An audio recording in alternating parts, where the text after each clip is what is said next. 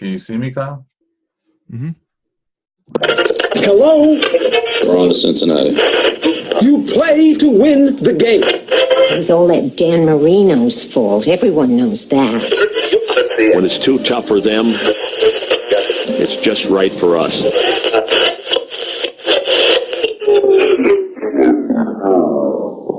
Covering the New England Patriots, Miami Dolphins, New York Jets, and the Buffalo Bills. 180! 180! Kyle Smith. What kind of defense is it? Because they're disguising their coverage as late. Julio Jones, Chris Hogan, identical stat line. Gary Smith. Percy Harvin threw a dumbbell at him, Kyle, in the weight room. Kyle, please, my butt. AFC East Bros Podcast.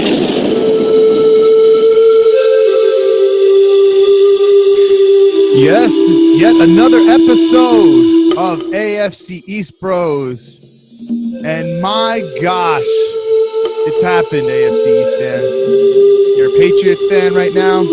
You're basking in the glory. A fifth Lombardi trophy for Brady, Belichick, and the entire Patriots organization, tying the Dallas Cowboys and the San Francisco 49ers for second in terms of total Lombardi trophies that your team owns, only trailing the Pittsburgh Steelers with 6. And if you're a Jets fan like myself, a Bills fan like Gary, or a Dolphins fan like our AFC East Bros Dolphins contributor, Travis Wingfield, you're like, how the heck did that happen? How did they win another one? We knew that they could, but we thought Atlanta had it in the bag. And Gary, Atlanta did not have it in the bag. You know what, Kyle? Real quick is you and I made a phone call during the second quarter to each other. And it was just after Shaq Mason got trucked by Courtney Upshaw. And we were laughing. I mean, we were saying, man, maybe Bart Scott, maybe Chris Carter, they're right. This is going to be a straight beatdown. And, the scoreboard indicated that. And then we also left off with the comment, if any team could pull this off and make a comeback, it's the New England Patriots, Bill Belichick, Tom Brady, and company. And I hate to say it, man, we were right. And I wish we were wrong.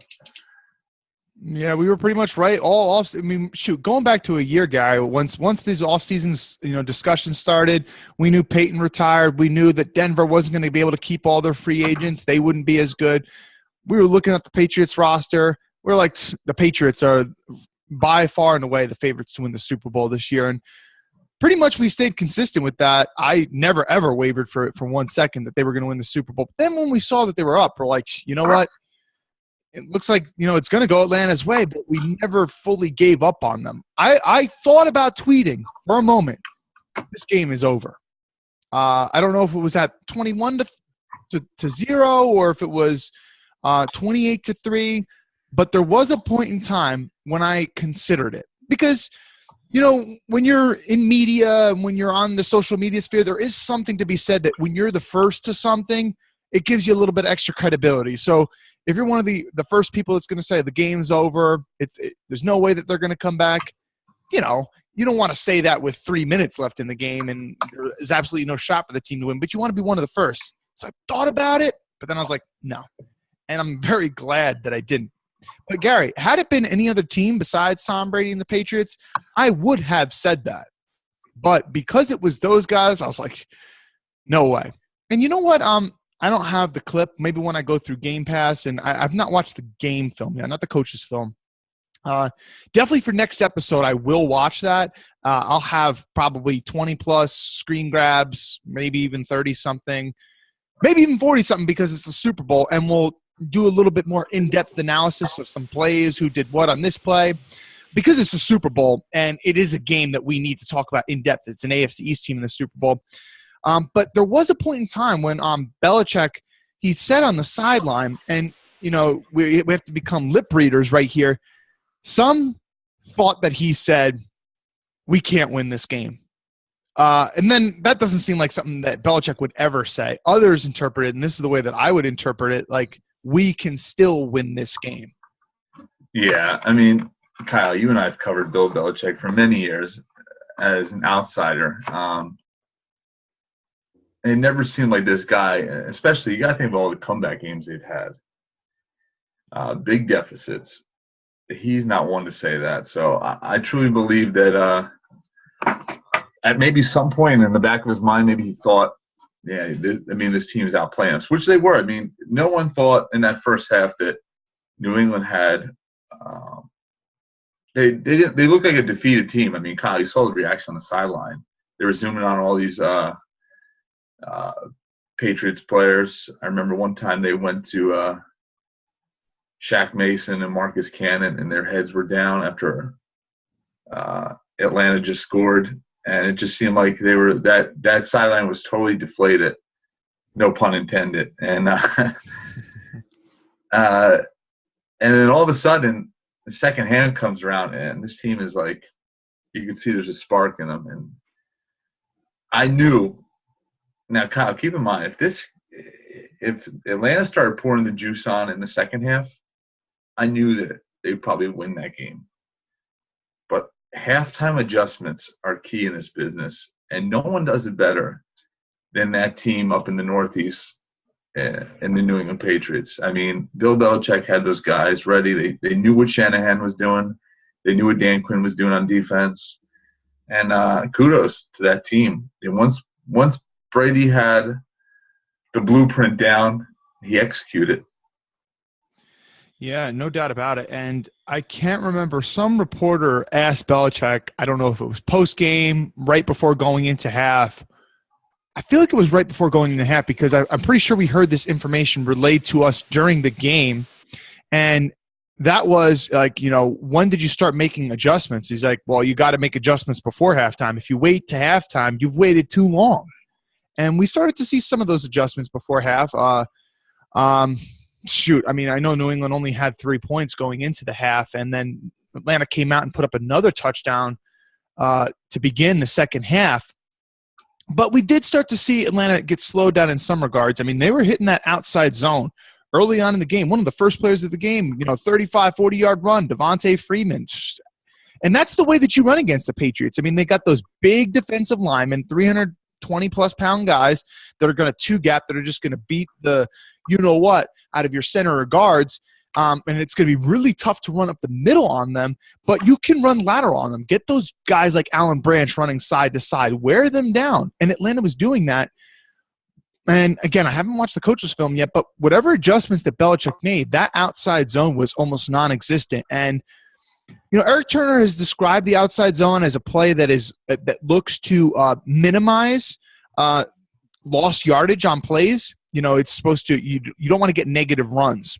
An outside zone, depending on where the alignment of the defender is, like if you got a defender who's all the way out in wide 9 technique, you're supposed to cut it back up inside.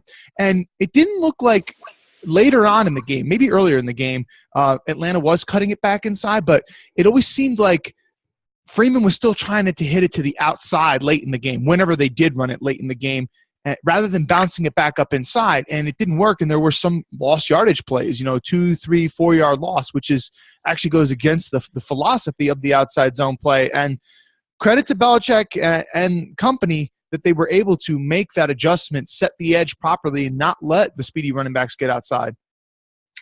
Yeah. Watching that game, it just seemed like they were ripping off huge chunks. Like you said, Kyle Freeman was getting 8 yards a carry in that first half, and which is huge. And once again, they were not allowing them to get to the outside. Once they got a beat on what Atlanta was trying to do, it was over with. A key point in that game, Kyle, I don't know if you caught it, was, and I think it came on the defensive side of the ball, was when Atlanta was driving down the field and they were already in field goal range, Matt Bryant's field goal range, and New England gets a huge sack in the backfield.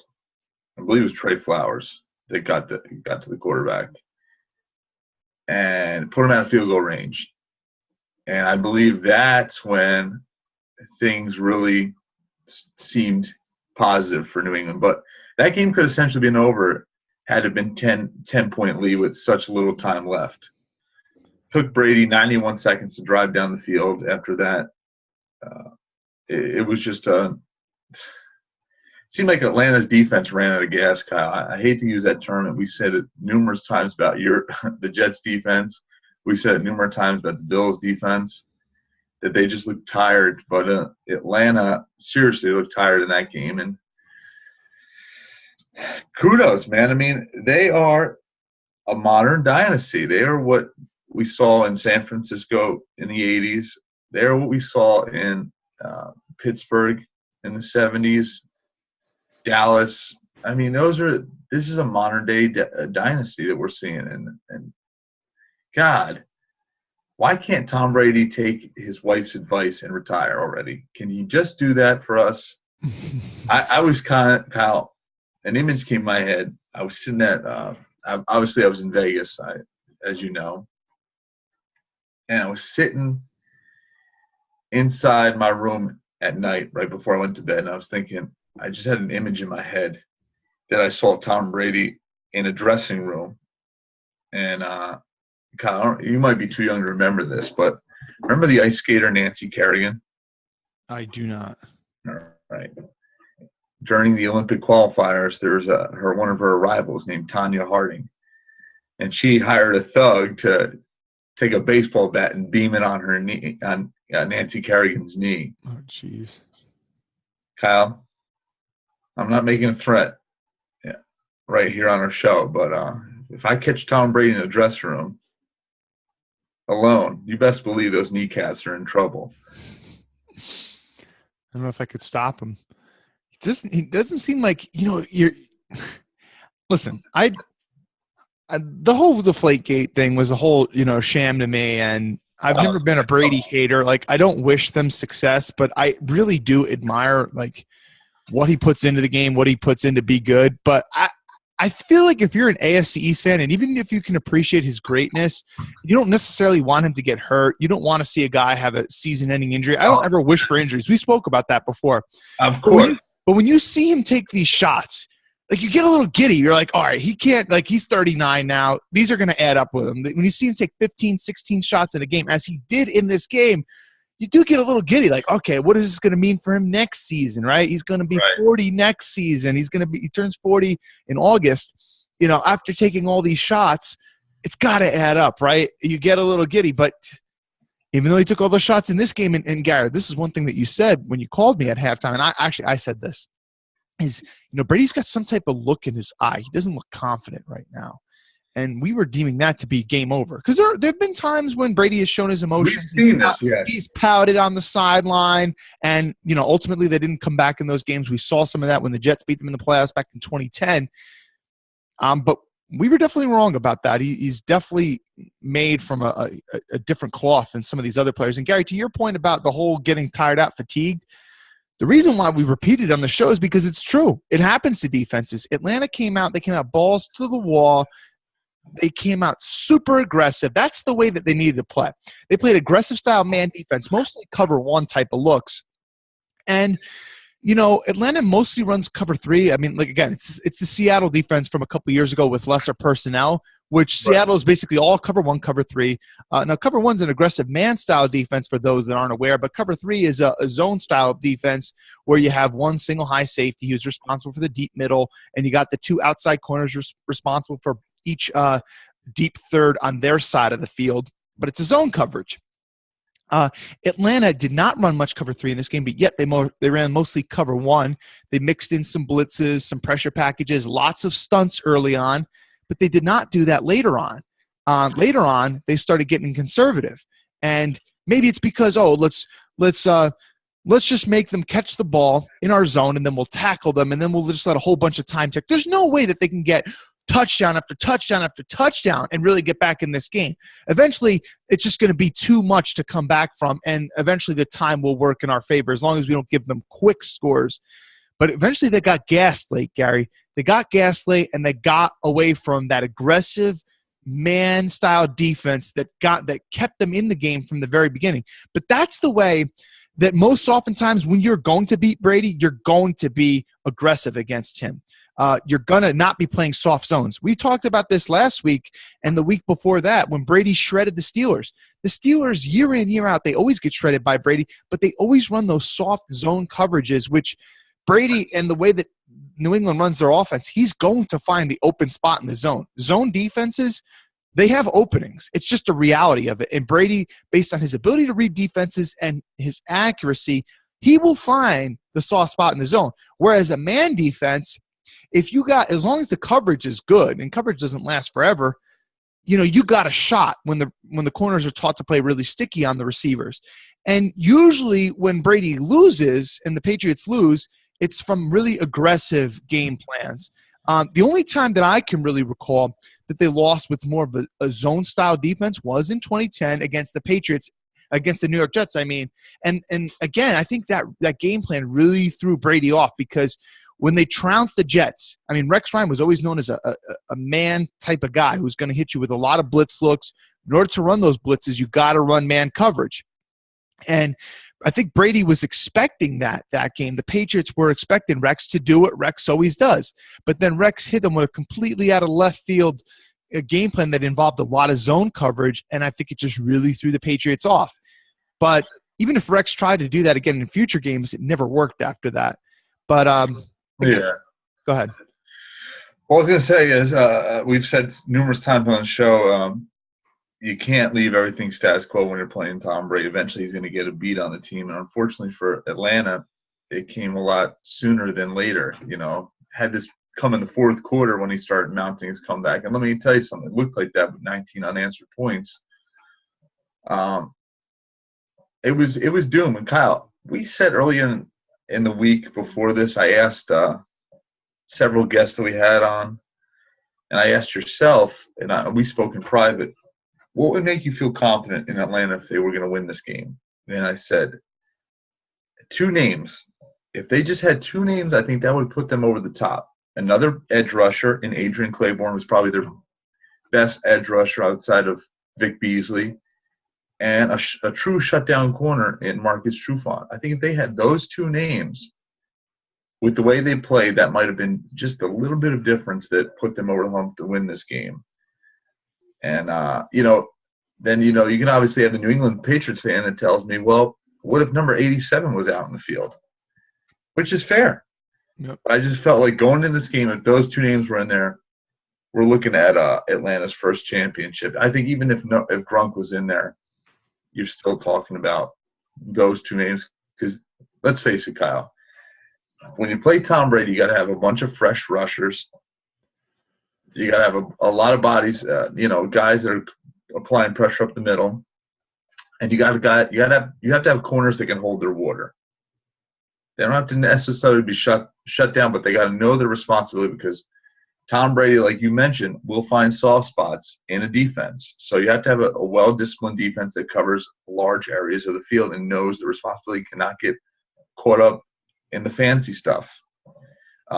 New England's Patriots, Josh McDaniels started getting desperate in that game and tried the Julian Edelman pass, which did not work. That shows how disciplined Dan Quinn's defenses are. But eventually, Tom Brady was able to find the openings. Yeah, and Brady was hit so many times early on in the game, and we've spoken about this. And for those of you that never played football, you might not be able to appreciate it as much, or if you never really played defensive lineman, you might not be able to appreciate it as much. But rushing the passer as a defensive lineman, there's a reason why. Like, you'll notice linebackers, a good linebacker or safety, they might play 99% of defensive snaps. I think Marcus Gilchrist for the 2015 season, he played 99-something% of the Jets' defensive snaps. And the only time he might have missed was because he came off for like an injury for like a play or 2.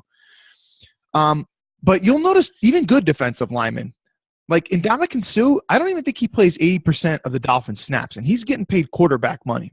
Right. And the reason why that's the case is because you need to keep defensive linemen fresh because they need such a crazy burst off the ball to be able to get to the quarterback. I mean, you're talking about getting past a 300-pound lineman and getting to the quarterback, not just getting to him, but bringing him to the ground. And he's got the ability to move and stuff.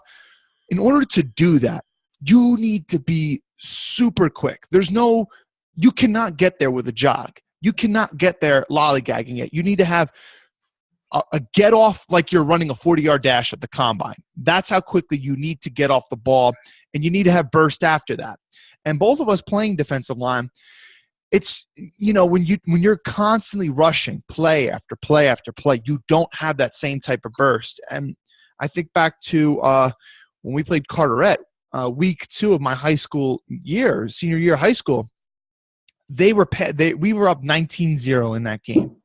And they had a big armed quarterback to try to get them back in the game. And they actually scored 18 unanswered points. And they were just throwing the ball left and right in that game. By the end of the game, Gary, even though I was beating the you-know-what out of that left tackle, I was pushing him back into the quarterback's lap. Gary, it was hard for me to get to the passer to like fully execute and get the sack and bring him to the ground because I was so worn out by that point. I could beat him. I had better hands than him. I was more physical than him. But that full home run of getting the sack, it was so hard to do because I was so worn out. So while we saw Atlanta getting to them early on, we didn't see it later on. Dwight Freeney was killing Nate Solder in this game, but we didn't see that so much later on. Grady Jarrett, he's beating the stuff out of with Shaq Mason. I didn't see Andrews get beat, shockingly. I haven't put on the tape yet, the All-22. Joe Tooney, he got beat a fair amount. Most of the pressure was coming from the interior. By all accounts, Marcus Cannon really held his own in the game against Vic Beasley, who is a guy who has said, listen, temper expectations on him a little bit. But, so that definitely played a role. And that's why we saw the Patriots just thriving down the stretch. That was probably the main reason because Atlanta just got worn down too much. I mean, Brady dropped back in this game, Gary, 70 times, attempted 63 passes. That's almost unheard of. And usually when you see a quarterback attempt that many passes, usually it's in a losing effort trying to catch back up. The crazy thing is, Gary, some people said the Patriots needed like 10 things consecutively or 20 things, depending on who you talk to, for them to happen in this game in order for them to come back and win. And every single thing happened in their favor late in the game. Yeah, it was, man, you talk about a team effort and a team that could rally back. The New England Patriots are the definition of that, Kyle. And really, I was almost denying the fact that this is one of the best Super Bowls I've ever watched because New England won this. But really, I can't think of a better comeback performance in recent memory of a Super Bowl like that. I mean, such a large deficit. And really, it doesn't just begin with number 12 and the offense. That defense played lights out. Everything was flowing well. Special teams, some key catches too, Kyle. Danny Amendola, Kyle, a guy that we've kind of said was kind of a floozy and an afterthought. He was getting outshined by Chris Hogan, Edelman. Don't forget he was supposed to be the guy in Edelman's role. That guy played lights out. James White and one. We've ranted and raved all year about Deion Lewis and what he brings to the table. James White came out of nowhere and really showed up in this game. And it's just incredible. I wonder if I motivated James White, Gary. And the reason I say that is because early on, there was a third down play early on in the game. Brady threw a little smoke screen to James White. And credit to the defender, he comes up and he makes the tackle. Now, I wouldn't say it was an overly impressive hit. James White didn't make him miss. And James White, typically he goes down really, really easily. So then I was like, everyone's watching right now. It's a Super Bowl. Everyone's going to be on Twitter checking this stuff. So I went and I retweeted some really old tweets that I sent from back in September, like after like the first or second New England Patriots football game. Right. And the tweet said something like, James White is super elusive in the open field. His problem, when you lay a finger on him, he goes down.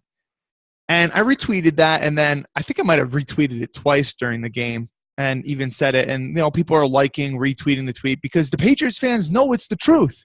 But then later on in that game, Gary, and even the very last play, the game-winning play, James White, if the defender made a good tackle and brought him down, he should have been stopped at the 1 or 2 yard line.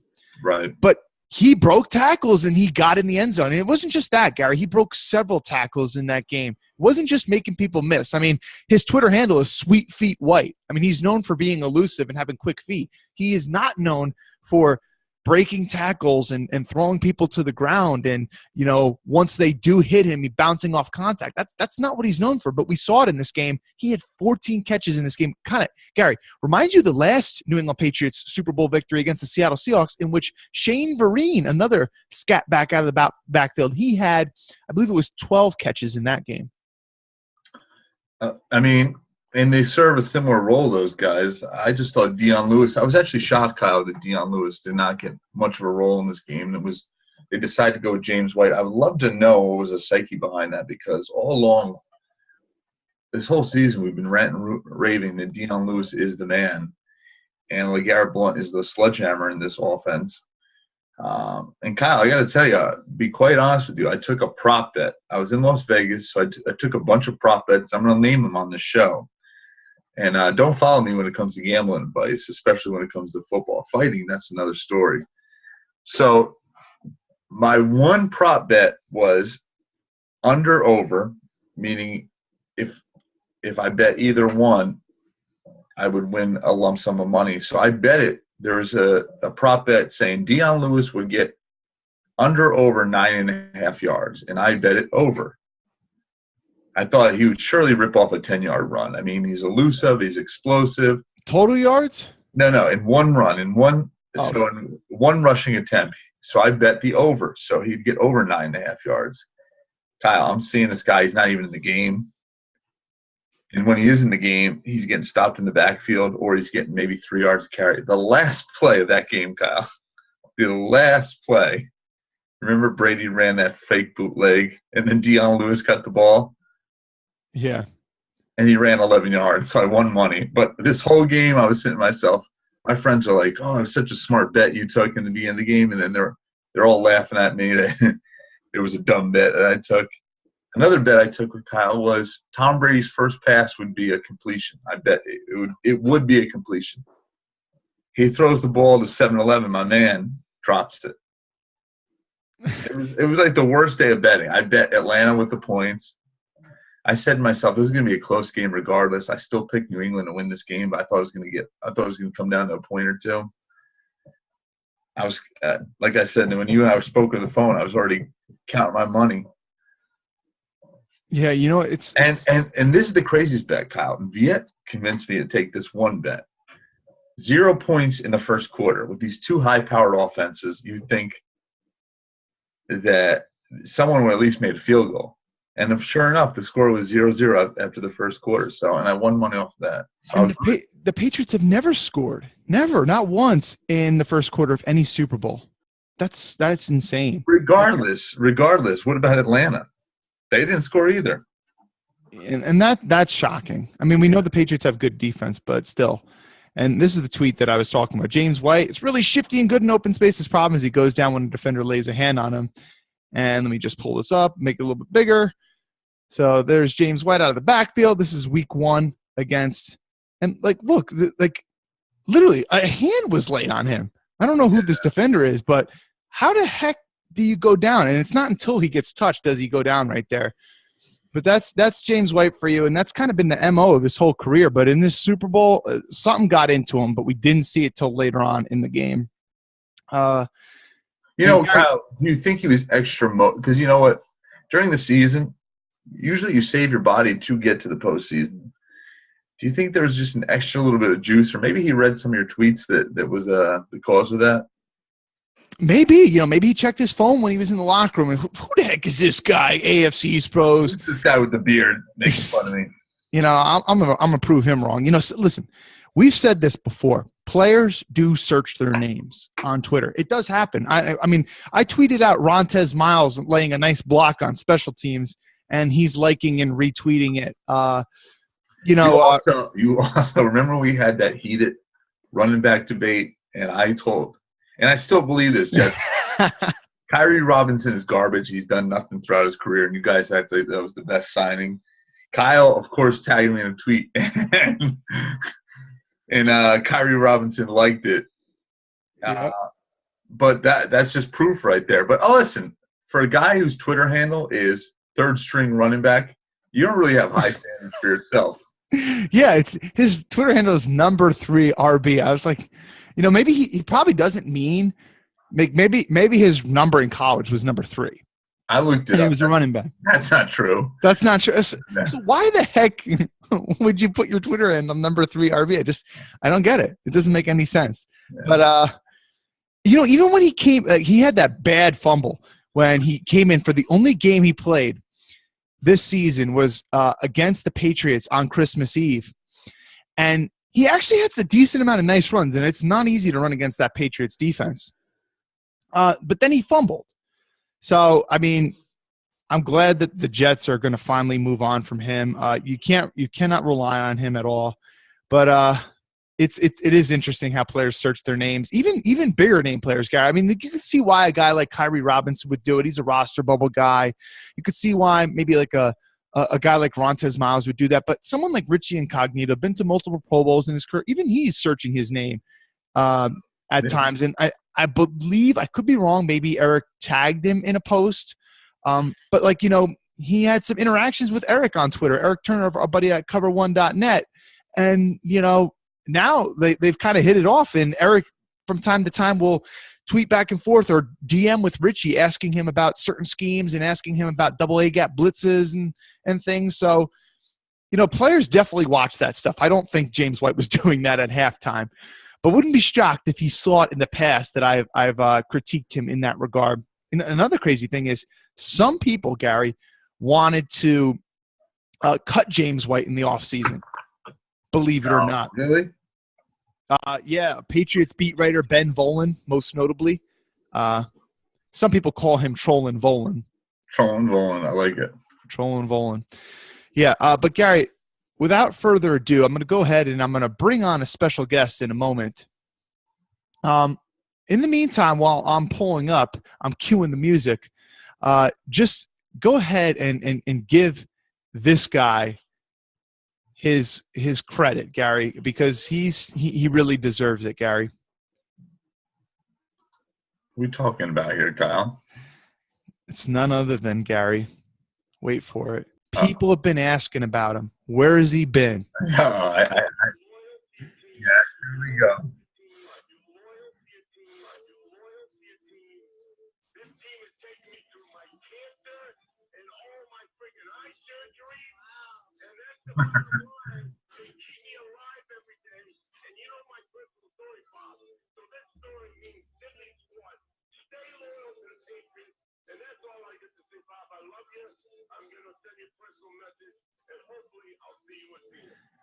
That is Nick Baby Love. Now, Nick Baby Love is a New England Patriots fan.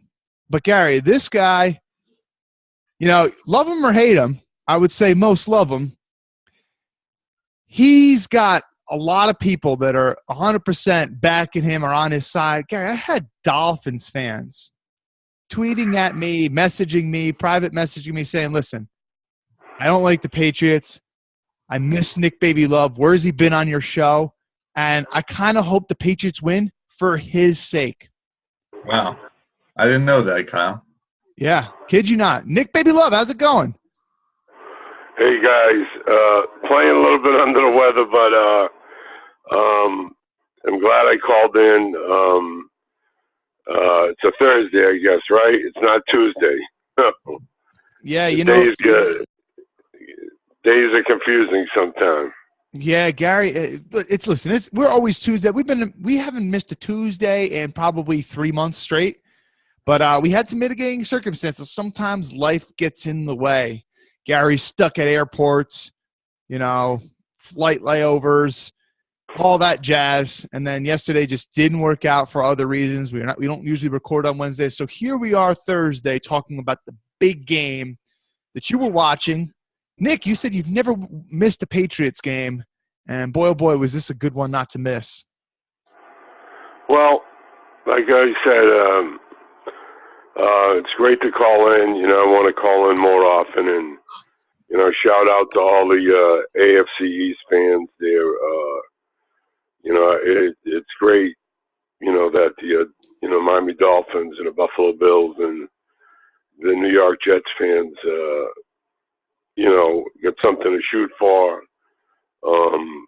Because those are some of the toughest games. Those are harder than a damn Super Bowl for the Patriots sometimes. You know what I mean? So, shout out to them. I heard what you said earlier. It's greatly appreciated. First thing I wanted to shout out was to Tom's mom, because I know what she's going through. Is it Galen? That's her name, right? Galen? I'm really not sure, Nick, to be honest. Yeah, I can't be too sure on that, Nick. Yeah, I believe it's Galen, with a G, I believe.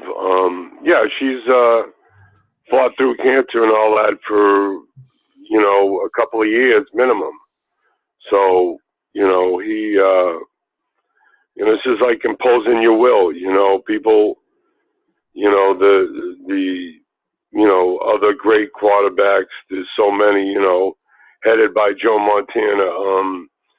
You got to impose your will, and, for some reason I had a calmness about me because, obviously I'm dealing with my health. I just said, hey, it's 28-3.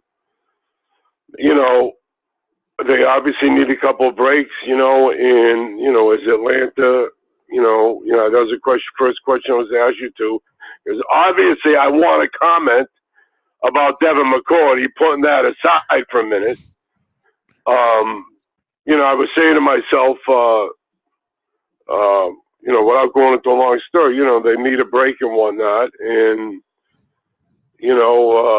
number 12, can start to impose as well. And is Atlanta really ready to win the Super Bowl? Because sometimes, when the lights are shining brightest, like in the fourth quarter of any big game, the ninth inning, overtime, whatever sport, the great players shine, and even though I can't stand Michael Jordan, he always shined, Larry Bird shined, Magic Johnson shined, you know what I mean? Joe Montana shined. So I think, that's how the game is won. This guy really is the GOAT. Like I consider myself one of the GOATs in the music business. This guy's really the GOAT, and, there's really nothing to say. You got to act like you've been there before. I'm looking forward to, like I said, the off season and whatnot. And I want to see the other teams improve. It's like, I love Woody Johnson because of all the political stuff, but Nick, the Jets fans. Nick, let's talk one thing at a time for a moment. So you're talking but what I'm saying, all these other fans, shout out to them because, you guys, he's true Buffalo, you're true Jets, you got true Miami fans. And so I think they know how I feel. You know what I mean? Act like you've been there before. Well, Nick, let's talk about the issue of, shining on the greatest of stages and when you're, capitalizing in the moment, not letting the moment be too big for you. Matt Ryan, he got his nickname Matty Ice because people said he's got ice water running through his veins. When it comes late in the game, he can come back. And he was one of those guys, especially early on in his career. He was known for having a lot of fourth quarter game-winning drive comebacks and all that kind of stuff. I remember when the Jets beat the Falcons in Atlanta in week 4 or 5 of 2013. That was Geno Smith's maybe his best or second best game that he's ever played. 3 touchdowns, no picks. Atlanta had a putrid defense, I'll say that. But, the Falcons came storming back late in this game, and Rex Ryan in his post-game press conference, as he usually does, he'll praise players on the other team. And he said, that guy, Ryan, he's one of the best in the league. I know why they call him Matty Ice, that type of deal. And it looked like the Falcons were ready. I mean, in a sense, I want to say, hey, listen, the Falcons are ready to win a Super Bowl because they showed it. They went toe-to-toe with the best. And if it were not for all these crucial mistakes late in the game, if they just made one thing, if you just got the field goal there, you would have won. If you just caught the interception when Brady threw it into triple coverage, and instead of Julian Edelman catching that miraculous pass, which made it on the cover of Sports Illustrated, you probably would have won that game. But everything happened in the opposite way. And you could say, listen, hey, the moment was too big for them. They collapsed on the biggest of stages. And now I don't think they're going to be ready to win it next year because they don't have Shannahan anymore. And I think that was a huge reason for their success. It's no shock why they averaged almost 34 points a game. But, and so this whole thing with quarterbacks and, their poise, I think poise is probably a little bit of an overrated trait for a quarterback. His ability to come back late. Obviously, Brady's great at doing it. But when you think about it, what does a quarterback do to get themselves in that situation at certain points in time? Like if you're really good and you get out to big leads, you don't need to come back. If you don't play, poorly early on, you're not going to need to come back. So I do think while poise is something that is admirable and you should want in a quarterback, like people are using that to praise Deshaun Watson, the quarterback who's going to be in the draft this year. But to me, I'm thinking like poise is not one of the top things that I would like when evaluating a quarterback. So I think Ryan is pretty poised. We've seen him come back. I think it was mostly on poor play calling, on Devontae Freeman missing a blitz pickup. I don't know how much of it I really blame on Matt Ryan. Gary, what do you think?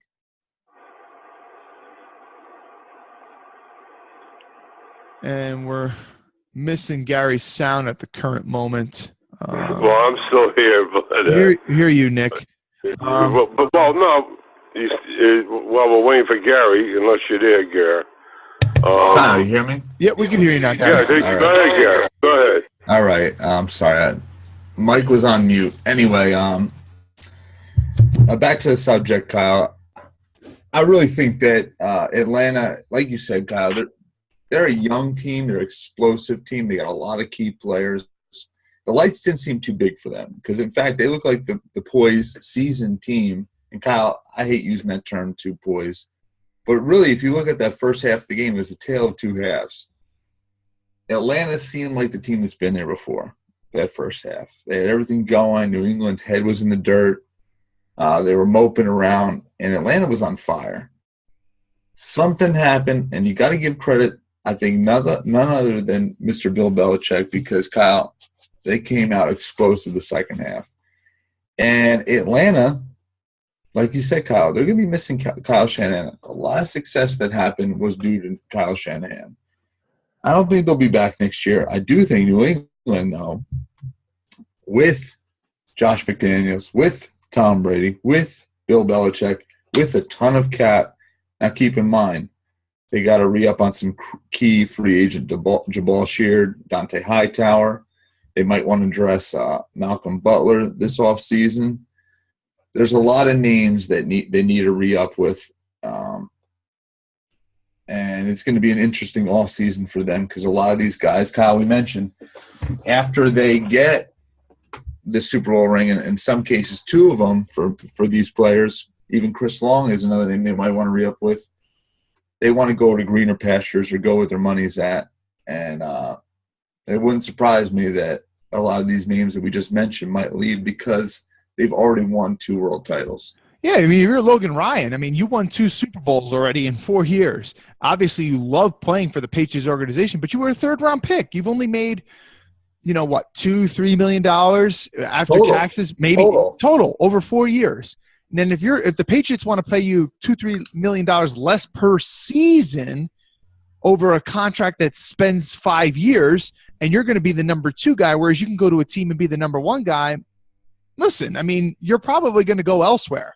I mean, he's another one too, and he played pretty darn good in the Super Bowl, and he's really kind of stepped into his own. I don't think he's that number 1 shutdown corner, but he's a nice player. He might get money like that. I think he will. I'm seeing a lot of Patriots fans say, hey, listen, can we play Logan Ryan $7-8 million a year? I really want to keep this guy. I like what he does for us in the slot.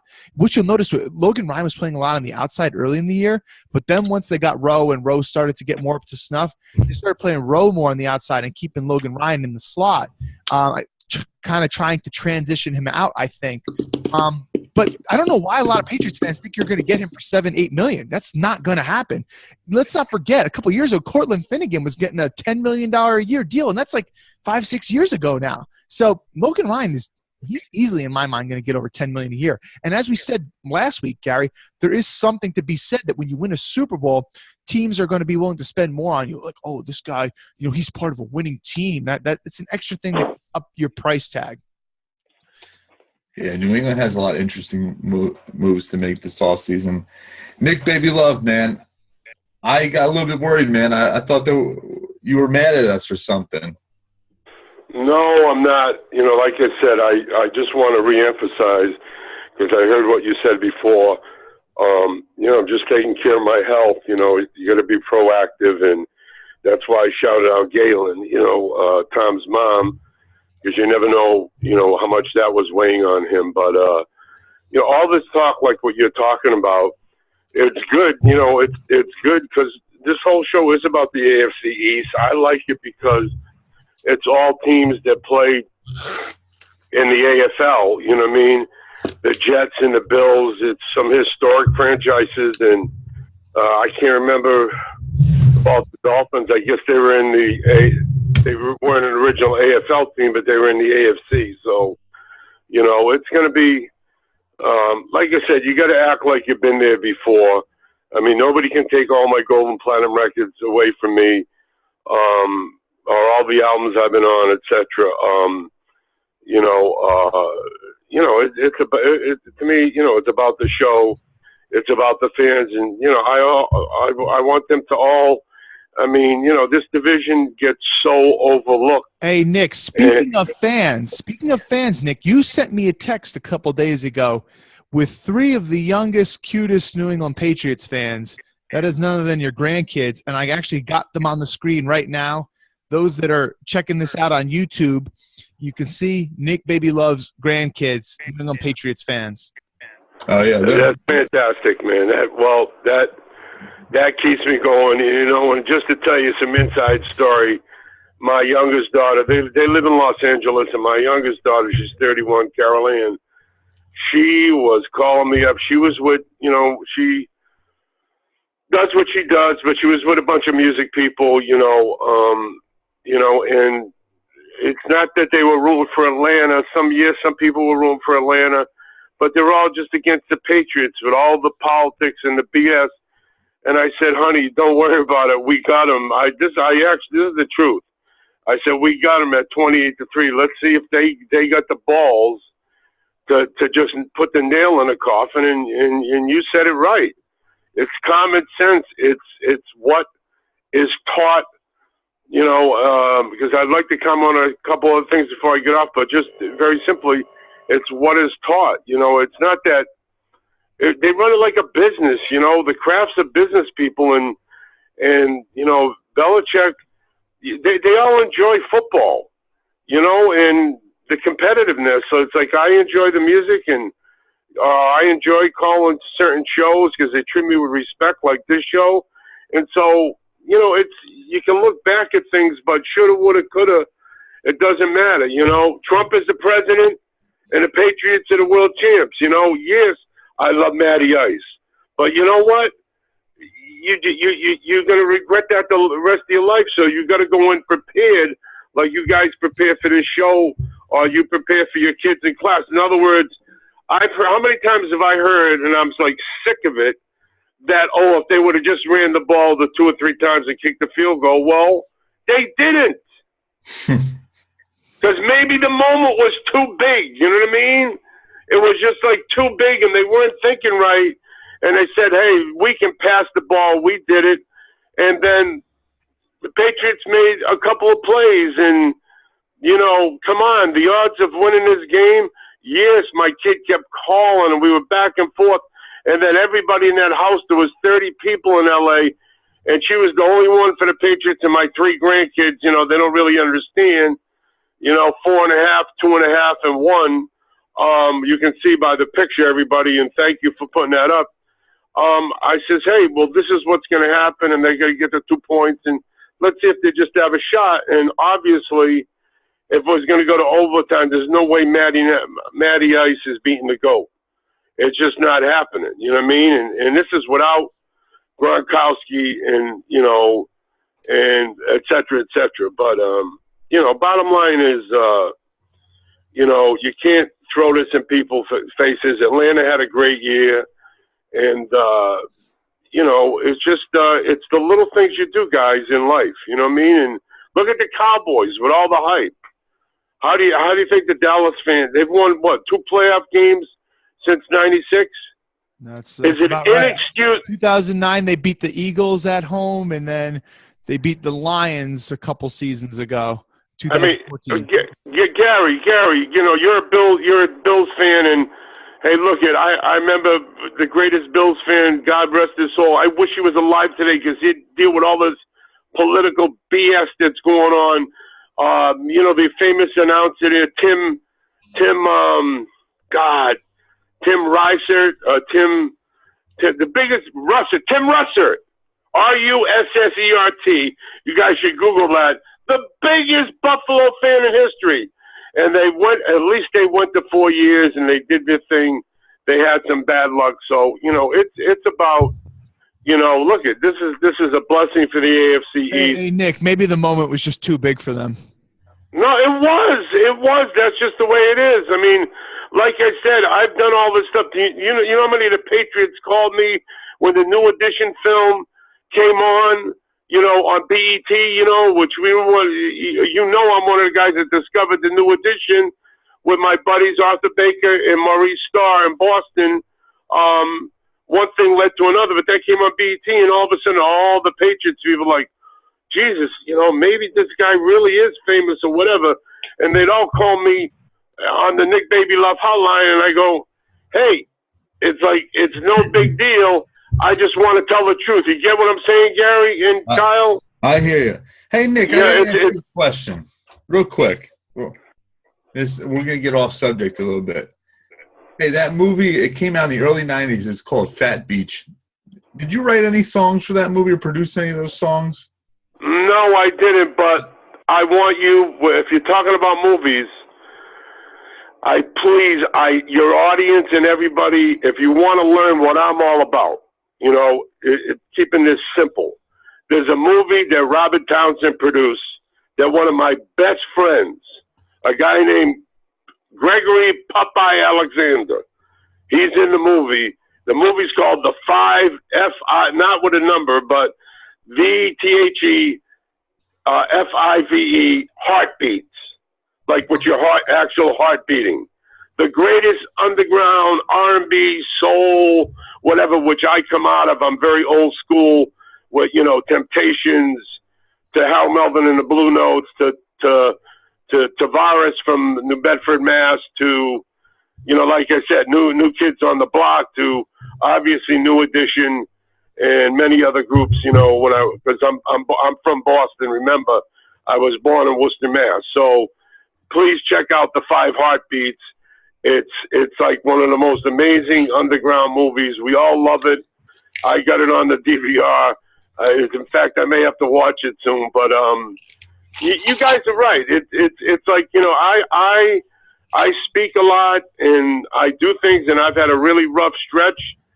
But you know what? You've got to have the balls to survive. And, I want to see, that, like I said, I'd like to see Atlanta do well. But you know what? Atlanta shouldn't put their head down, because one of the biggest disgraces of the year is, to me, the Broncos, who talk so much smack, or the Steelers. This is all the ESPN teams, and the Cowboys. There's no excuse for the Cowboys to not have one. I mean, come on, with the talent they got. So, it's like I said, it's difficult. Patriots may never get back, but karma is real. What goes around comes around. That catch that Edelman made and everything else, and the comeback, they had to play perfect. And I don't know. The Red Sea was parted, guys. We were very fortunate to win, but as my guys, have taught me in the music business, from the Henry Stones with KC and the Sunshine Band to the Morris Levy's with Tommy James and the Shondells, and you can obviously listen back to the show and then Google all this stuff. As they taught me, it doesn't matter what they're saying as long as they're talking about you. You know what I mean? And that's what they're always doing about me 24 hours a day. And that's what I want to do with the AFC East show. As far as just my final commentary. I'm going to go on PFW tomorrow. We're snowing in Boston, so they text me, and the PFW isn't on until noon tomorrow. And thank God it wasn't on today. So I don't know how much you're going to muzzle me, but I ain't going to play. There's enough of the BS, you know. I mean, you know, like I said, you don't talk religion and politics in the locker room, but Devin McCourty went public, so he's dead to me. You know, he's DEAD. I'm done with him. I already went at him on Twitter. Hey, you got it's not just him, Nick. You got two more: LeGarrette Blount, Martellus Bennett. Well, Martellus Bennett I knew about. I didn't know about LeGarrette Blount. You know what I mean? You wonder how much more, because you know people were saying McCourty's one of the most respected guys in that locker room. You wonder how many more players are going to follow suit. Well, hey, you know what? At this point, you know what? They can do whatever they got to do.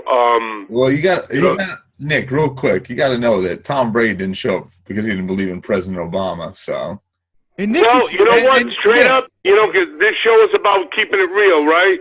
Straight up. Hey, look it. The guy was the president and whatnot, but I didn't agree with anything he did, and neither did Tom, and that's that. So if these guys don't. Well, I'm saying, and Kyle, you know, Kyle knows my political stance, and you got to also respect on the flip side of the coin. If Tom Brady doesn't show up for Obama, it's because he doesn't believe in his political stance. You can't be mad at these other guys for doing the same thing because they don't believe. Hey, Gary, you're on the same wavelength as me. You and Nick and I, we've actually had this conversation in the past privately, and I asked Nick the same question. I said, you know, how do you justify when Brady does it and say that it's okay, but not when these other players are doing it? I mean, that's a double standard. But here's the bottom line. Here's the bottom line, and I apologize for interrupting. Here's the bottom line. You know what?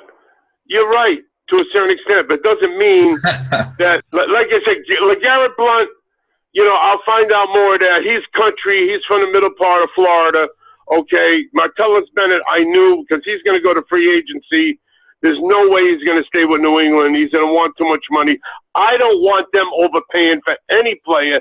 If it's too much money, just let him leave, because I want to still be in the conversation, like I want the Jets, the Dolphins, and the Bills to be in the conversation, because you want to talk about politics. What about ESPN and everything when all they do is talk about LeBron James? I'm so sick of him. And then if it's football, it's the Steelers, it's the friggin' Cowboys, it's obviously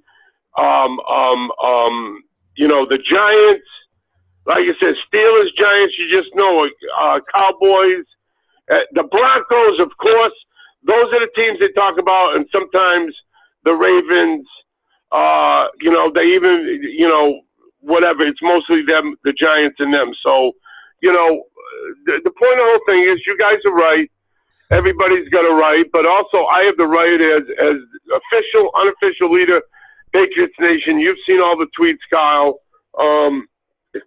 And I got more Patriots fans following me than anybody.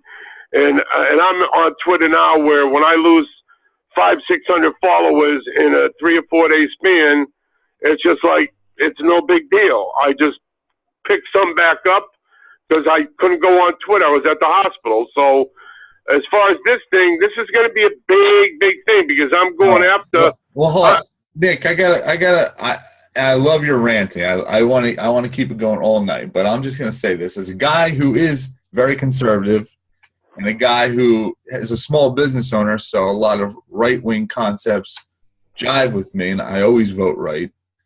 At the same token, I respect anyone's opinion and everyone's right. And you being conservative, I think you need to better yourself, because all these protesters, all these left-wing guys that are protesting right now and acting like babies on Twitter, like Jason Lockenfort, who's a piece of junk in my opinion, don't stoop down to their level of whining and saying you're dead to me. Be the better person, Nick. Who cares if Martellus Bennett? That's his right. And we have a right. I like I said, I look, you're right. Okay, but just in my final thought. You're playing right into their card. That's what they're. No, I'm not, because here's where I'm at.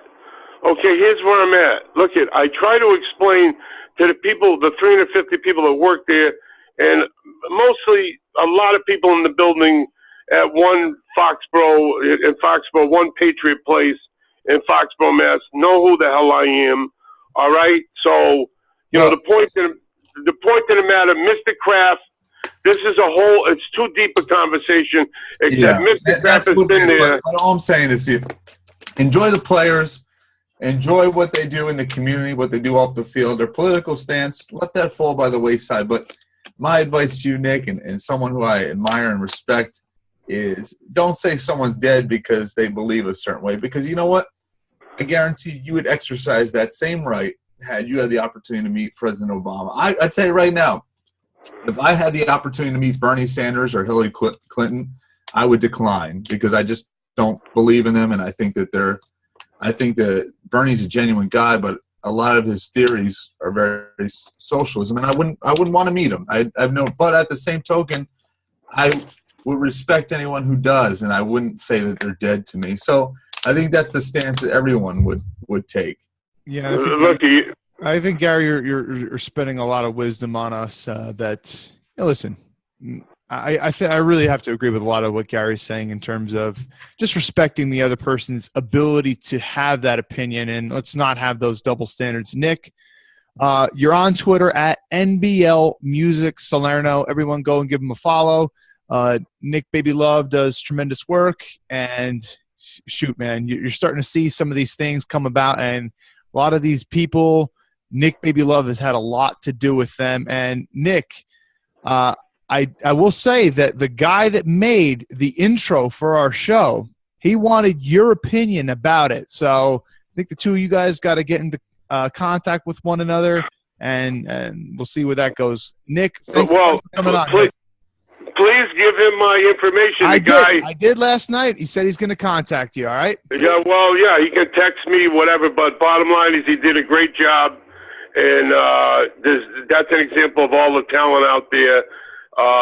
For me to say that's a big deal. For me to answer it truthfully, the guy did a really, really good job. But without muzzling me, let me just say, yes, I got my right, whatever, but look, I love the Patriots because they run it like a business. And Mr. Kraft has a right, Tom and Bill, to have a relationship with Mr. Trump, and that's the bottom line. You're right about the players. I'm going to revise myself when I go on the show tomorrow, but it doesn't mean that, I can't have an intelligent conversation. Absolutely. So, so I appreciate your wisdom, guys, and thanks for having me on. And like I said, we're back to Tuesdays next week, right? Yeah, back to Tuesday. And once again, loud and effing clear, I shout out to the Dolphins, the Jets, and the Bills fans. I love you. All right. Good stuff. Good stuff. As usual, Nick Baby Love. That's the man right there. And Nick, keep fighting the good fight, man. Keep it up. All right. Take care, Nick. All right. So that is Nick Baby Love, the one and the only. Yeah, you know what, Kyle? You and I, we rarely dive into politics on this show, and as we should. We don't like to keep sports and politics, but I can't help to notice that you turn on ESPN, you turn on Fox Sports 1, Stephen A. Smith, very vocal. There's a lot of guys very vocal in politics, and as they should, because it crosses over into sports. And as far as some of these New England Patriots players not showing up to the White House to meet President Trump, I totally respect that. As you know, I've said it numerous times, and you can see it on my Facebook, you can see it on my Twitter handle. I'm a very conservative guy, and I would never bash anyone for their political beliefs. But I think it's the wrong stance to take when you say someone's dead, or you say someone, I can't stand them because of what they believe in.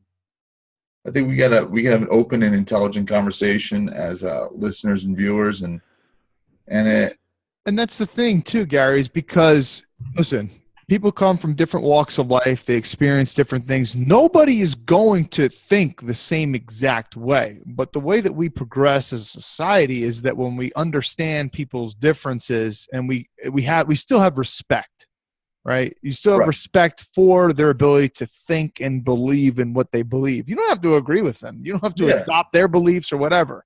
I would not if the Bills won the Super Bowl and LaShawn McCoy decided not to meet President Trump, I wouldn't look at him any different. That's his belief. And like I said, you might sway to one way because of a certain aspect. Like Kyle, I mentioned me, I'm a small business owner. A lot of right-wing concepts favor small business. And, that's why I'm swayed to that way. But, your big thing might be the environment and more regulations and more monitoring certain aspects of businesses that have to do with. So you might swing to the left. You might like big government. You would definitely swing to the left. It all depends, and it varies for many reasons, but I would not bash anyone. I would not look at them any less because of what they like politically. And I think that's what we have to start looking at. And we have a lot of guests that come on the show, and they might not agree with my political stance, but you know what? At the end of the day, as long as we have an open discussion, it doesn't matter. Yeah, and I think we've been able to do that, to be honest. And, I pretty much, in terms of my Twitter stuff, I stay out of that. I definitely have my beliefs and where I stand with a lot of things.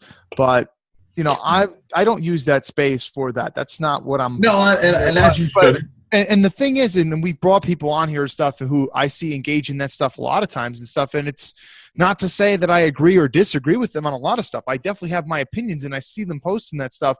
But when they come on here, it's like, hey, listen, I'm looking at you. Like, I value your football opinions a lot, and regardless of whatever your political opinions are, I'm having you come on here for that. And I get it. McCourty and these guys, they're being vocal with it. They're trying to, make a statement. They're using their platform to better and put out a message. But,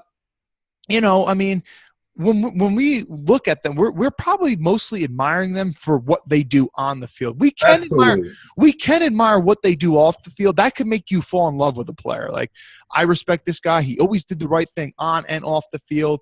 And I also agree with a lot of his views on life. Right.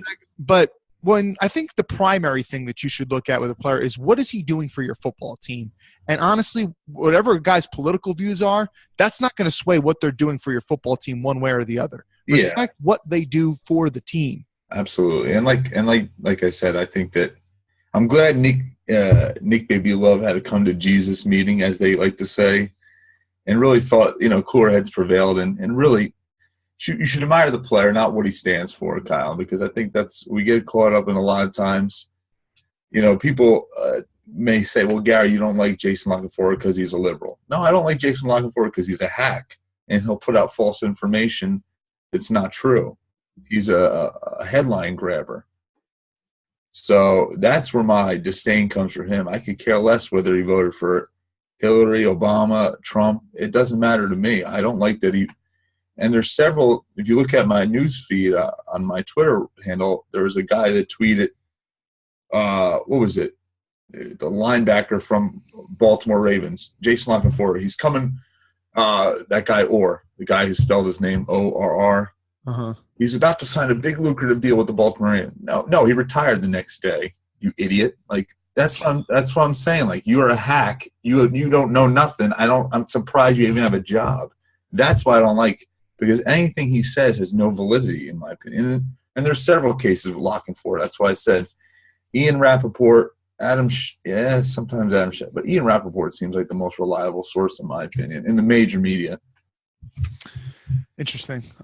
Most people I know would say Schefter over Rappaport, but I've never had a controversy. Never had a controversial thing from Rappaport that wasn't true. He might be late. He might not be first, but I think he fact checks more than the other guys do. Anyway, so Nick Baby Love gave us a call to the show, and we are an interactive show. We like to hear opinions from others. We always invite – the door is always open to come on AFC East Bros for the most part. There will be certain times like last week where we had an absolutely loaded show, and I said I'm going to keep the phone lines closed. But that was kind of an exception. It's not very often that the Super Bowl is going to come around and one of the teams that you cover is going to be in it. So I wanted to get a lot of people, specific people on. So we kept the phone lines closed. But I would say 95% of shows, the lines will be open. You want to call in. We don't plug the number enough, but it's not difficult to find. I plug it in every single podcast description. I plug it in every single YouTube description. I plug it, it's on my YouTube page in the bio, which is on the screen right now. The phone number is 646-558-8656. Once you dial that number, you have to type in a meeting ID, which is 222-232-3278. Not going to repeat it. You want to listen to it on repeat, click the rewind button. That's why it's so cool to have this stuff on recording. Gary, I didn't think that we were going to go off the band or off the beaten path and talk about that stuff. But nevertheless, I think it is good that we did that because, politics and sports, they do bleed into one another at times, and we're not here to really talk about philosophies. No. But when they do happen, it is relevant for us to speak about it. I do want to talk a little bit more about the game. Just some crazy things happen in this game, Gary. Tom Brady, he's not really known for throwing outside the numbers. When we think about quarterbacks that do this, Tyrod has done a lot of this. He's more known for his ability to throw outside the numbers than his ability to throw in the middle of the field. It's kind of the opposite for Brady. But Brady in this game, he threw outside the numbers with lots of success. Throws between 0 and 19 yards. Brady was 18 for 23. 218 yards and 2 red zone touchdowns throwing outside the numbers. Very uncommon to see Brady do that, but it worked. Yeah, and Brady's the guy that will switch it up like that too. I'm sure Dan Quinn, who's Kyle, you would probably say is one of the better defensive coordinators in the league, even though his team didn't play lights out until the end of the season. He probably knew that, but Brady will find a weakness, and obviously he saw something, and he'll go out of his comfort zone, Kyle, once in a while. And I thought it was a masterful game plan. I thought that he was on fire, and like you said, sometimes you got to do stuff that you're not necessarily comfortable with, and he did that this game. Mm-hmm. And when we talk about adjustments too, I don't know if that was the game plan so early on. We know that the Patriots offense wasn't really clicking so much early on, but they made quick adjustments. They didn't sit like Todd Bowles, like a deer in headlights, and wait till late in the fourth quarter to pull the quarterback and put the backup in when the quarterback's playing like absolute garbage. No, we talked about this. Atlanta is a speed defense, right? Belichick's going to run at them. Michael Lombardi, who used to work with Belichick for several years back in Cleveland and with the New England Patriots, won a Super Bowl with the Patriots back in 2014. He's won 2 Super Bowls with the Patriots, actually, if I'm not mistaken. Michael Lombardi, he wrote an article, which I had retweeted leading up to the game, and he said, best believe Belichick, he always exploits your weakness. And Atlanta's weaknesses, they're a little small. They're a little light in the sack, if you will. He's going to run at you. Power running game. LeGarrette Blount, big 250-pound running back. You got guys like Shaq Mason, absolute mauler in the run game. Marcus Cannon is a really big right tackle. He's going to run at them. Straightforward, runs up the middle. And that's what New England was trying to do early on in the game. Lombardi was right. New England tried to make it a LeGarrette Blount game. And we've seen several times throughout this season, LeGarrette Blount did have a couple big games where he broke off big runs. He had a couple nice runs in the AFC Championship game. I don't think he's a great back. He only averaged 3-something yards a carry. But in a power running attack, you're not really anticipating averaging much yards a carry anyway. But that was not working. Kudos to Atlanta. They were stopping that. Right. But Belichick quickly got away from that. All right, this is not a LeGarrette Blount game. We are not going to win doing this. And you also have to wonder how much of it would change their philosophy once they were down by double digits. You can't really get back in the game when you're down by that much by running it. But you basically never saw LeGarrette Blount after that, and it became a James White game. And even Deion Lewis, the little that he got, he wasn't really all that effective. Belichick ran with the hot hand, and that's what's that's what's interesting sometimes is your ability as a coach to manage a game. Like New England went against their game plan, but they made in-game adjustments, and that is also a mark on coaching. And we've been critical of guys like Bowles and stuff. Like when it's not their game plan, they don't get out early, they're not going to come back. This is just another thing that Belichick does well. We were arguing with Connor Rogers, who came on, Gary. We want to have him on in a couple of weeks to hopefully talk about the scouting combine because I believe he's going there. But Connor Rogers didn't really give us, in our opinion, Gary, anything to really say why Bowles was a good coach. But when we look at Belichick, I can't think of a single thing that he doesn't do well. I mean, it's just everything, in-game adjustments. This guy, he said, quote, and I said it earlier in the show, you wait to halftime to make adjustments, it's too late. And he didn't wait till halftime to make adjustments. And that 3 points that they got before the half, when maybe they shouldn't have even got it, that was the difference between the game. Because if they don't have that 3 points, that's a whole nother possession right there, which they did not have enough time to have. That game would have been over. Absolutely. And Kyle, we keep stressing on the show that there's not a better coach that is able to adapt to even sticky situations. And we've made fun of Rex Ryan, and we've made fun of Todd Bowles, that these guys are like deers in headlights. You never see that from Bill Belichick. And Kyle, trust me, there were games where Bill Belichick, we always point back to the Chiefs loss, where it was just an ugly loss, and they really did try to switch things up, but nothing was working. In fact, there's an interview with Bill Belichick where he said, I tried everything in that game, and it wasn't our day. And you still got to give him credit, because when something is not working for Bill Belichick, he will switch it up.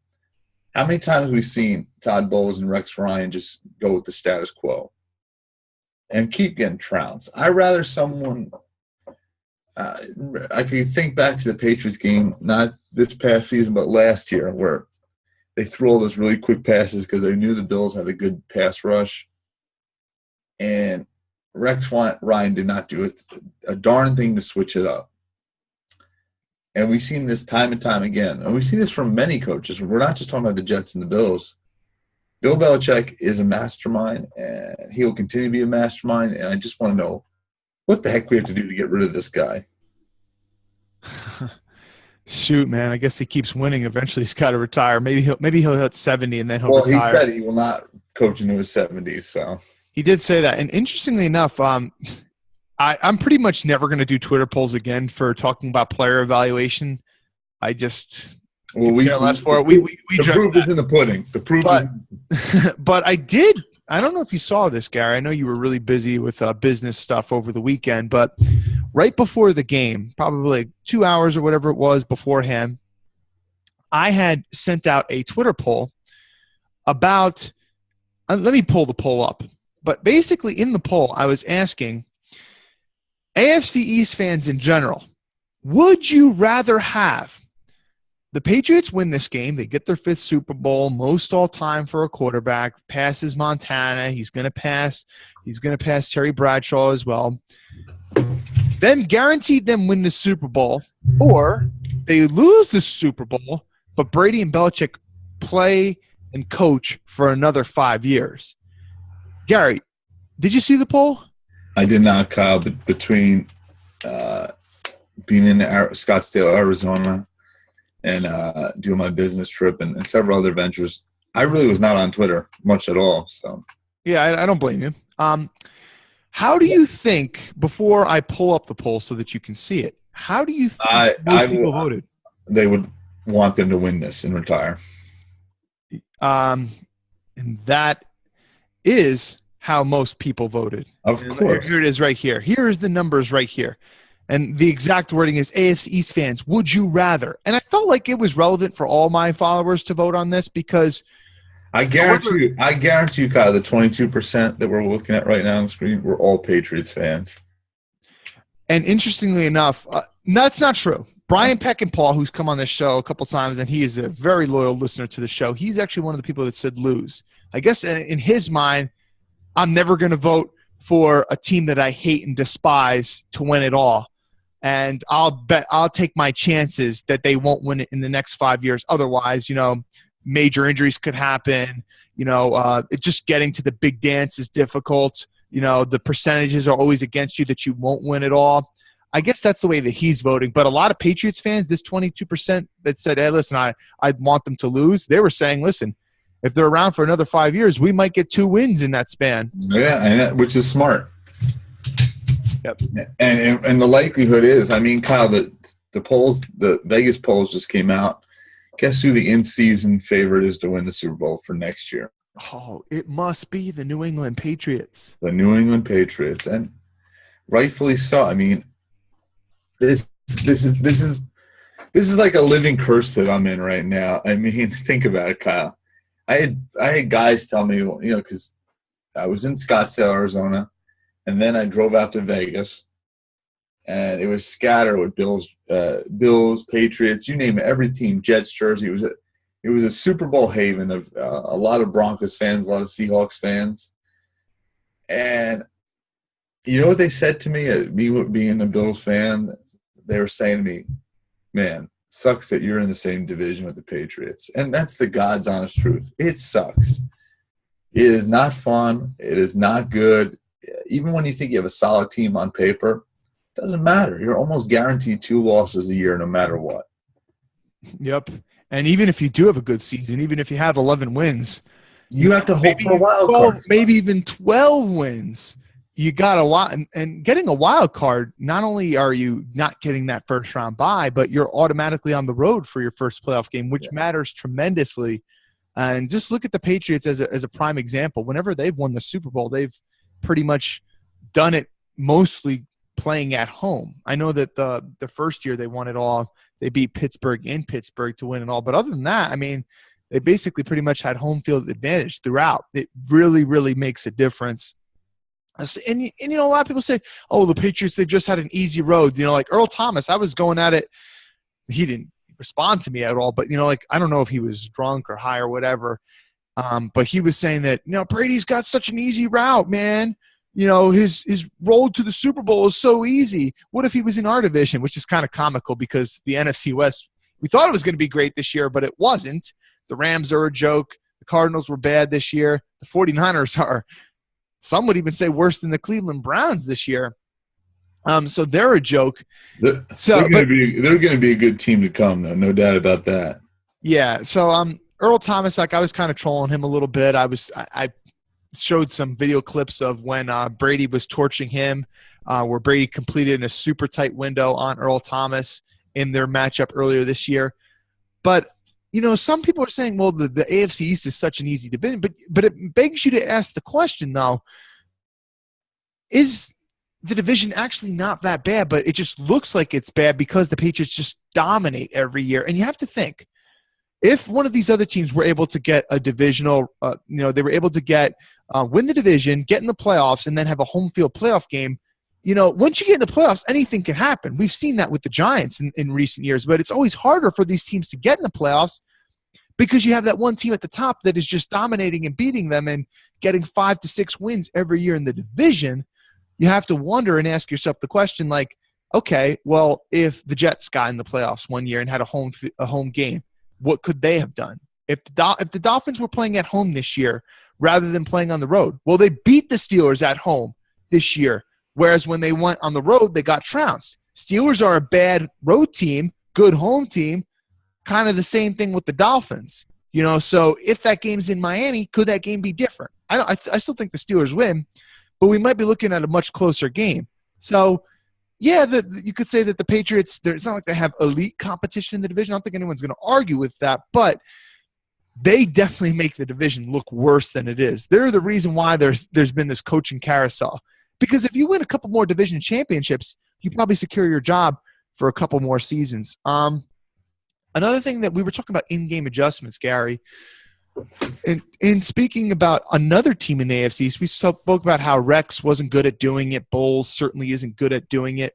Adam Gase actually was pretty good at doing that this year. The Miami Dolphins, they started super slow in many, many games this year, but they would crank it up in in the third and fourth quarter. I don't have the numbers on me right now, but they were tops of the league in terms of third and fourth quarter scoring.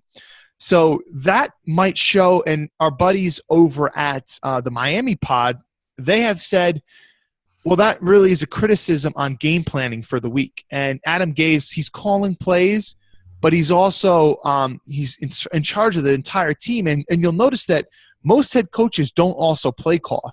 And they were speculating and saying, well, listen, maybe if Gase, he takes a step back himself, doesn't do play calling, maybe he can focus more on the game plan itself for a given week, and that would lead to quicker starts from the Miami team where they're not getting themselves in holes early on. But also to his credit, there's sometimes you just got to say, you got to crumble up the game plan that you have, throw it in the garbage, and then say, listen, we just got to move on. Whatever we tried to devise, we spent hours doing it. We thought it was going to be great, but it's not great. It's garbage. And let's just move on from it. So kudos to him for that, but he doesn't have the fast starts. Now, Belichick, on the other hand, he's got everything. He's got everything. Yeah, and you know what, Kyle, back to that point that those guys made was they might have to do something like that because, in essence, there is no slow starting against the New England Patriots. That's the benchmark, not only in our division, but in the league. And if Miami is having a tough time coming out of the gate fast, they're never going to compete for the division. They're going to have to hope and pray for a wild card. Like most teams, again, let's just face it, against the New England Patriots, everyone in our division, they'll have to hope for a wild card. But the easiest route to the Super Bowl, to the playoffs, is winning your division. Make no bones about it. I mean, it sucks that our division is virtually decided before the season even begins. But in Miami's case, they do have a competent coach. You know, we don't know about Sean McDermott yet. We know Todd Bowles is going to be in the gutter. But they have a competent coach, and if they could come out of the gate blazing, I would like their chances competing against New England next year. I'm not saying they win, but I like them a lot better. I mean, Kyle, let's face it. They mounted a nice comeback against Jimmy Garoppolo that 1 week, and then they got stomped into a mud patch the last week of the year. Yep. They were in those games. You could say, well, the first game was they're starting to mount a comeback. They were still getting stomped at one point. Yeah, some people were saying that was the best game that they've ever seen Ryan Tannehill play in his young career. Yeah. I believe Travis Wingfield was of that same opinion. And after that, our buddy Travis Wingfield, our Dolphins contributor, he wrote an article in which he said that the best quarterback from the 2012 draft. I got a bone to pick with Wingfield, by the way. All right, well, hold on one moment. He said it's not Andrew Luck. Andrew Luck, everyone was saying, the best quarterback to come out in the last 15 years. He's a generational talent. I kid you not, with Andrew Luck, people were already putting him in the Hall of Fame before he even took an NFL regular season snap. Yeah. It's that crazy. People were that sold on this kid that he was the real deal. He's got everything. He's got the leadership qualities. He's got the smarts. He's got the talent. He's got the size. He's got the moxie, all that. But Wingfield was actually saying that Ryan Tannehill, better quarterback than him after that game. Oh, God. I wouldn't agree with that, not one iota. You were saying your bone to pick with Wingfield. Do you want to save that for when he actually comes on the show? I'll save it for when he comes on. Anyway, he's smoking a big rock if he thinks that Tannehill is a better quarterback than Luck. I don't know if he still thinks that, but at that point in time, I tell you this right now. If Luck had a competent GM, I told you, guys, look at the Colts roster. You will not see more undrafted free agents than any other team than that roster. Yeah, I do. When Grigson got fired, that's a blessing. That's a blessing. Yeah, but and I don't think that Wingfield's going to say that Grigson's good at all. But he was kind of making the point that, because some people were coming to the defense of Andrew Luck, like, how good this could this team have been, or how good is it that Andrew Luck, he's able to win all these games despite having Ryan Grigson.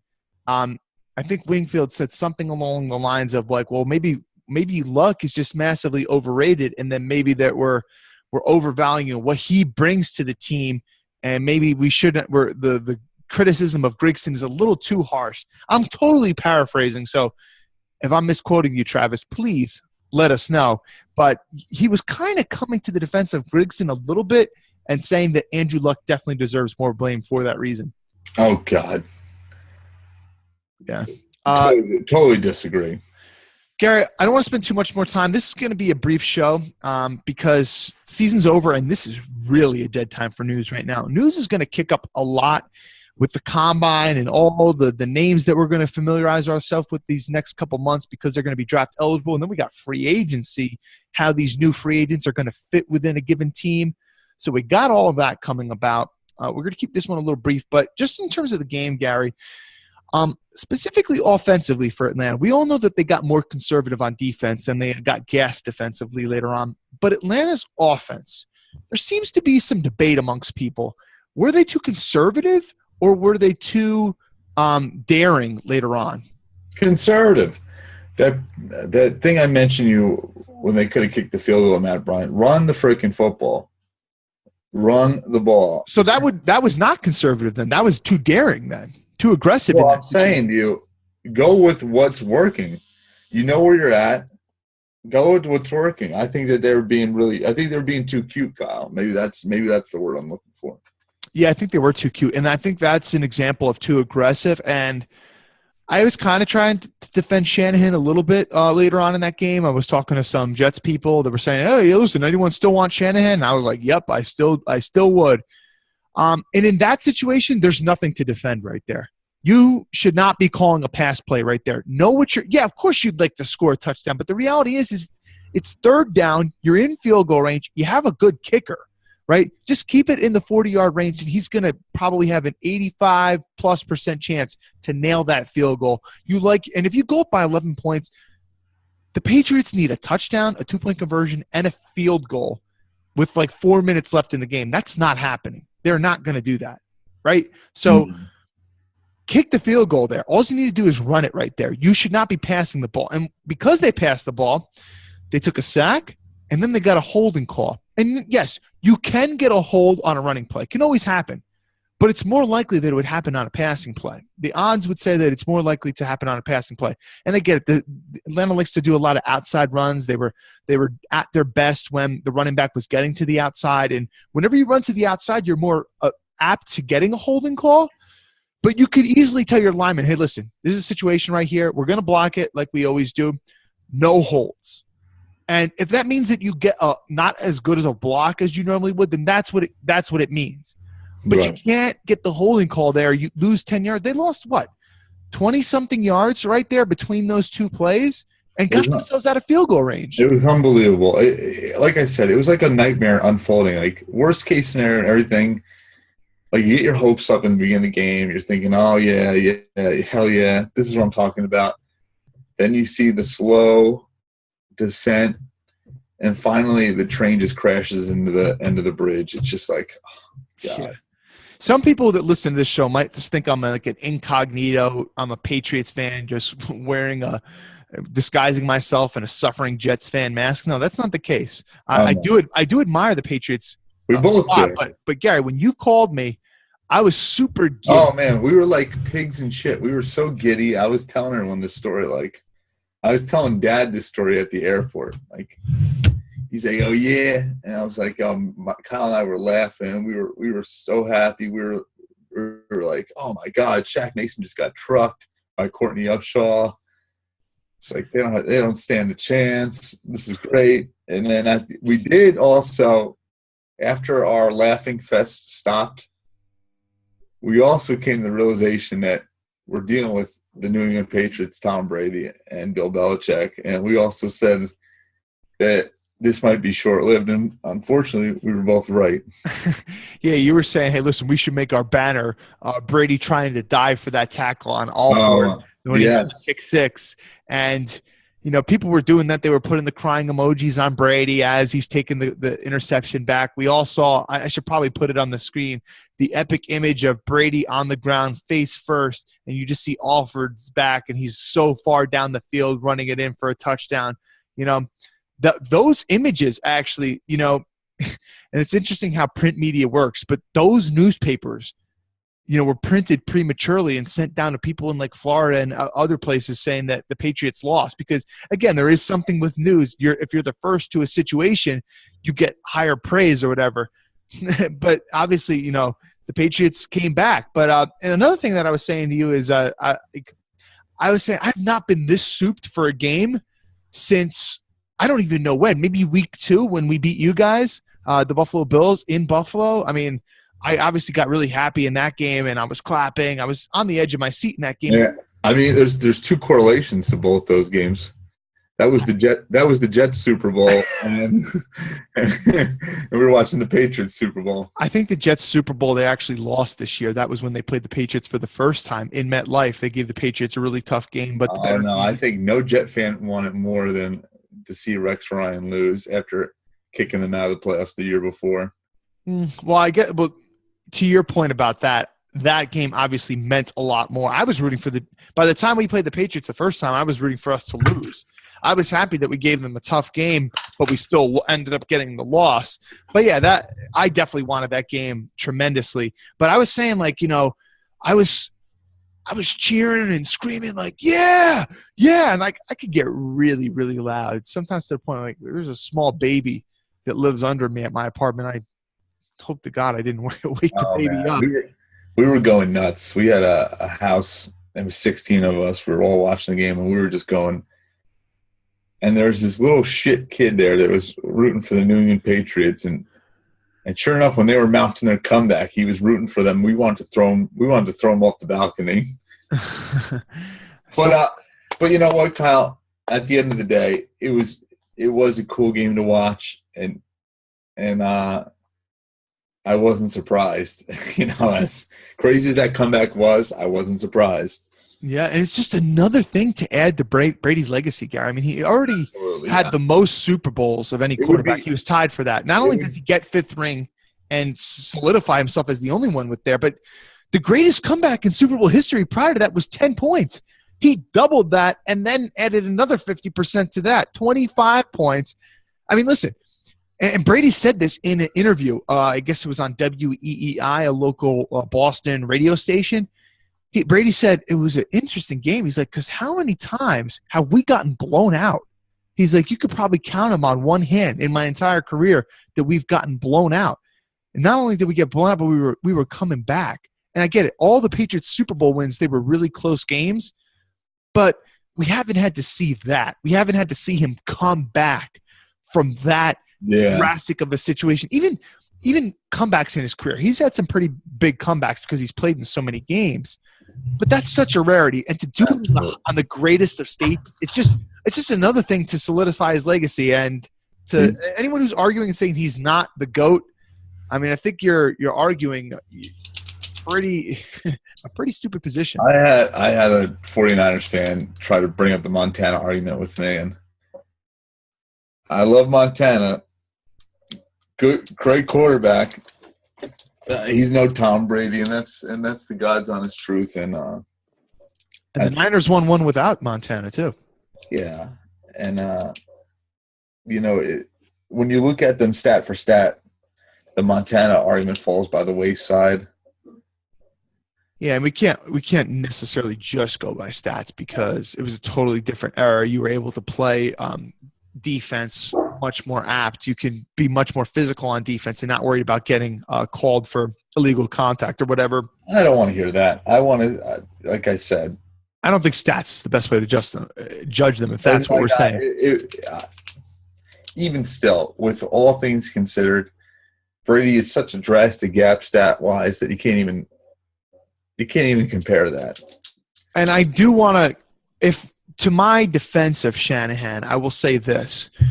I think that, as you said, Atlanta was a really conservative early on. I think that early on in that second half, they were trying to be they weren't taking those downfield shots. You know, we saw early on, they were pushing the ball downfield to Julio, and they were pushing the ball downfield to Gabriel and Sanu and throwing it downfield to tight ends and stuff, guys I didn't even know. We saw them pushing the ball downfield. But later on, they still tried to run the ball. It wasn't working, but they still kept trying to run the ball because they were trying to take clock off. And I get it. Shannahan is the play caller, but at the end of the day, Gary, we got to remember this. If the head coach says, run the ball, if the head coach says, don't pass right here, something conservative, he's got to listen, the offensive coordinator. Absolutely. He just has to. And we've seen that with Belichick. Belichick will be like, run the damn ball. Yeah. So I don't want to completely blame the poor offensive coaching later on Shannahan. I do think that Dan Quinn is probably somewhat responsible for that. I agree. 100% agree. I mean, there's a lot more to talk about with this game, and I'm sure that we'll do more of that next week once I end up posting my film review for it. I'll post tons of video clips on Twitter. I'll put it in a Twitter moment.